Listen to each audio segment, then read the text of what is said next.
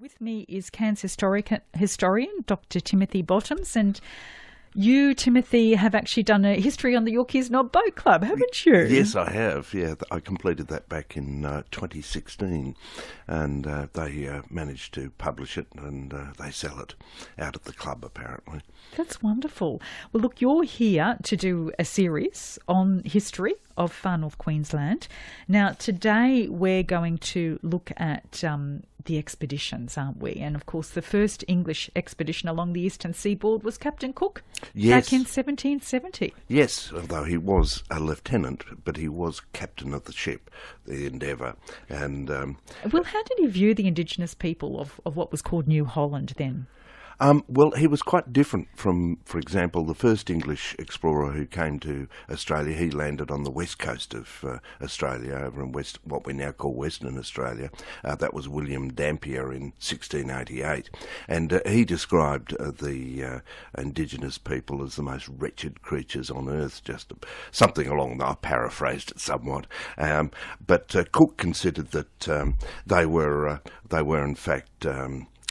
they live in tranquility and undisturbed by the problems that Western world people had. Yes, because I read the National Museum put out a little journal, I think, a few years ago of little excerpts from Captain Cook, and that was exactly one of the phrases that was used. So he was quite... I don't know, perhaps forward-thinking for his time, do you think? He was, but the unfortunate part about it was that certainly the edition that was put out with W.J.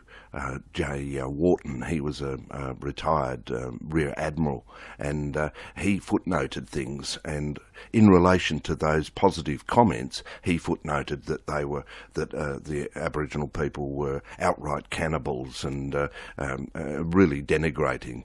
This was incredible when you consider that the man had never come to Australia or met Aboriginal people. Isn't that amazing that he was allowed to do that? Well, and people took what he said as probably gospel. Yes, well, it certainly had an impact. I mean, okay, that particular edition was published in 1893, but it would have confirmed for the early part of the 20th century a lot of white people's attitudes towards Aboriginal people and seeing them in a negative light. Now, Timothy, was there anything particularly different about the Aboriginal people of the future Cairns district? Oh, indeed. Apart from being one of the most highly populated districts or regions in Australia, the Bummer or rainforest Aboriginal people had a diverse range of material culture which was quite different from everywhere else in Australia. From wooden swords, large shields. Rainforest shields are much bigger than the other shields elsewhere in Australia. Central Australia, they've got very small, thin ones, mainly and they're made from hardwood and they used to fend off spears, whereas the rainforest shields were much bigger, cut from a ficus buttress root, and they were used basically when they were duelling using wooden swords, which were unique to this area.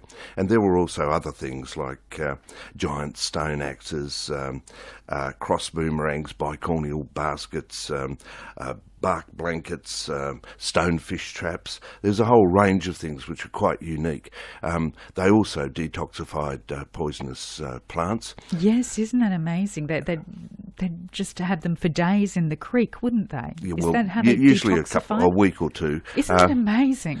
Well, no fast food concept there, is there? Yeah, but try and get the mama to eat them now. It's another thing. They also had what is incredible is that I remember an ex-Prime Minister saying that the Aboriginal people didn't build anything. Well, they had very large, what were called jimaroos, which were about 20, 30 feet across, 9 feet high, and these were waterproof and would take between 30 and 40 people, and that they were built for the wet season.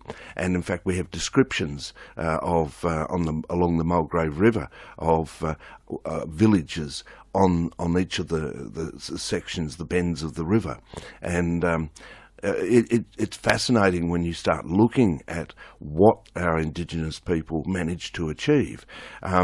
It's something we have managed to avoid for 100-odd years, but when you look into it, it's incredible, and we should be very proud of our Indigenous people. Now, were there any other significant European explorers who visited our tropical coastline? Oh, indeed. We had visits from Philip Parker King in 1819 and 1821.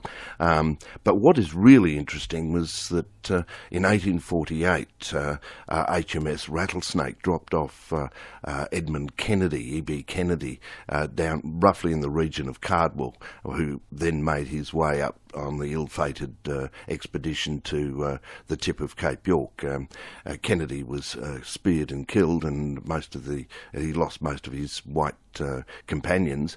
Jackie was the one who survived, but more importantly for us here in Cairns is that HMS Rattlesnake, the Bramble, Midget and Asp were actually drawn on the northern side, looking south of Double Island, otherwise known as Wangaljunkai, place of the Storytime boomerang.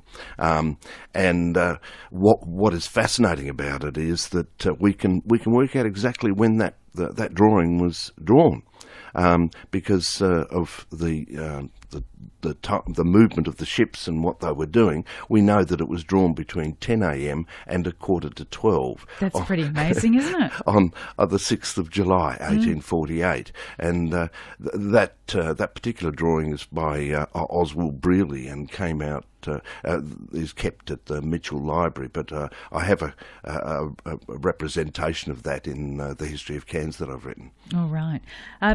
Timothy, we're running out of time. I'll just quickly ask you, generally, because we've only got about a minute left, but what brought Europeans to the far north? Well, it was gold, and once gold came here, but the sort of keenness that new settlers or white settlers had can be seen by the Cleveland Bay expedition that was heading south from the inlet, where they picked up a Mr. Ralphman and his wife and 2-year-old child in a sinking boat.